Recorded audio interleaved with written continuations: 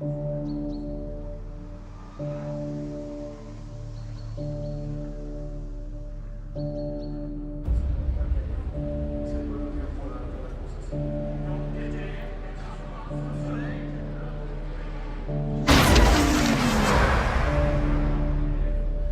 drive is pretty much the win. It always pushes you. You know your limits, but you never listen to them sometimes. You just want to keep improving. And sometimes it's not going to go your way, but you always think about the next time, you know? Ultimately, every time you get in the car, as long as you're thinking about how you can get better, how you can improve, that's kind of what the drive is.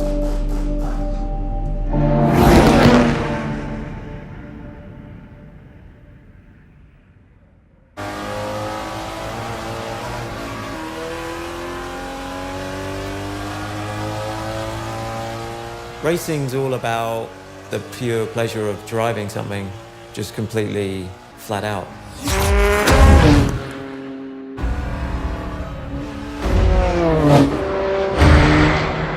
You're doing, I suppose, top speeds plus 320 kilometers an hour. But yeah, at the time, nothing's a rush, I suppose. It's kind of hard to describe. It's, you feel like you're part of it. You're part of the car. You know, you're telling it what to do and it's telling you what it wants and what it doesn't want. You know, it's kind of, because you're strapped into it, you know, you feel everything, you know, the tyres, the chassis, the engine, you know. The gearbox is telling you loads of little things. I think the moment you start rushing and panicking is when you're missing all the little details that you should have been picking up, and then that's when you can make a mistake, and yeah, it can be great disappointment. And I used to be bad at carrying that for a long time, like, if it didn't go right, you know, it didn't go my way, but I don't like to dwell on the negatives these days, you know. I don't know, I like just to come home and kind of switch off, go and ride my bike, clear my mind, and just need that kind of, that split.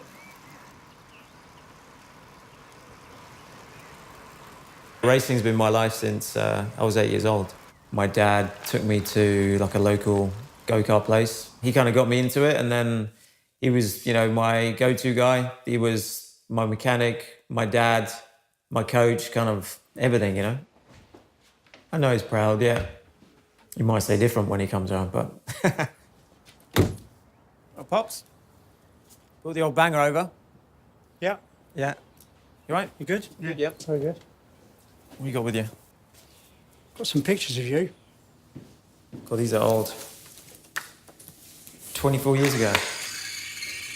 Here's Lewis Hamilton. Mike. Yeah. I think Lewis must have been 10, was he? There was a big bunch of talented drivers all came up at the same time. The first time you ever went in a go-kart, you were flying. I suppose we were a little team though, weren't we? Well, we were. Yeah, and he'd be there on the side of the track with the stopwatch, you know, doing the averages all the way around, and you'd be coming past, looking at him.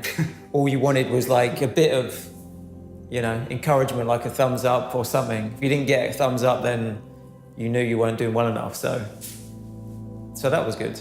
That kind of taught you well. But we got there in the end, didn't we? Yep. Yeah. Yeah, And definitely. it's all about perseverance, isn't it? Yeah. You got to be in it to win it. That's for sure. There was a bit of a backdraft. You know, when Mike had his big accident at IndyCar, at the Indy 500, you think, I'm not sure I'm going to see this anymore. But that was the only moment I think I ever thought, you should never go racing again. I bet. I know, yeah. That was a scary moment. So lucky to have survived that crash. The biggest one I had, was Indy 500 in 2010. I had enough fuel to go at the end and all the cars in front of me didn't. So came into like turn 3, was behind Ryan Hunter-Reay. And I clipped his back wheel and as soon as I was airborne, I was like, oh shit. then it's kind of down to the gods, I suppose, of how you're going to be coming out of that one. But still here now, talking about it. So, yeah, kind of, I don't know. But then the next day, I was already asking the doctor when I can get back in a car. So I never doubted really the ability to get back behind the wheel. Well, actually, when I got back to Indy the year after, didn't feel 100% comfortable, and just the car didn't feel right. Maybe that was a mental thing, I don't know. I just felt like it was just too much risk. Maybe I should not do this style anymore of racing. So that was a tough decision. Hello and welcome to Spa-Francorchamps for the start of the FIA World Endurance season, the super season. I look back on it now and think it was probably the best decision I ever made, because it opened up my eyes to all the sports car racing, and I just really enjoy where I am at the moment.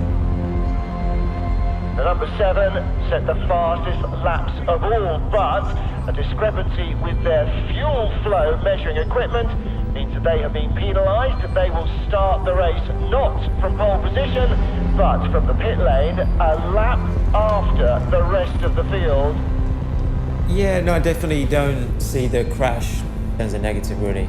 I think it changed me as a driver for the better. You know, mentally, just being stronger. Red lights are on as they charge to the line. We are green for the start of the Total 6 Hours of Spa-Francorchamps. Mike Conway starts to make his preparations. Car won't be rolled out of the garage until pretty much the leaders are coming towards the end of the first racing lap.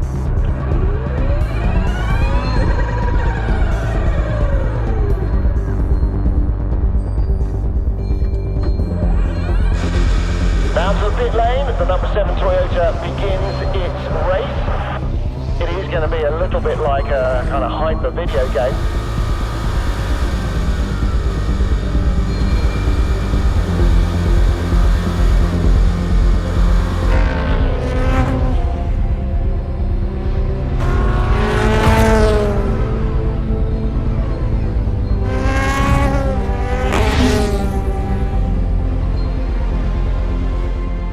It's all about winning. But when you're racing for, Toyota and it's a 2-car effort, you can't be just totally single-minded and just out for yourself. You know, you've got to be thinking about the big picture. I would have loved to come away for the weekend with the story that we came from a lap down and won the race. Would have been amazing. I'd have been, on cloud 9 since then.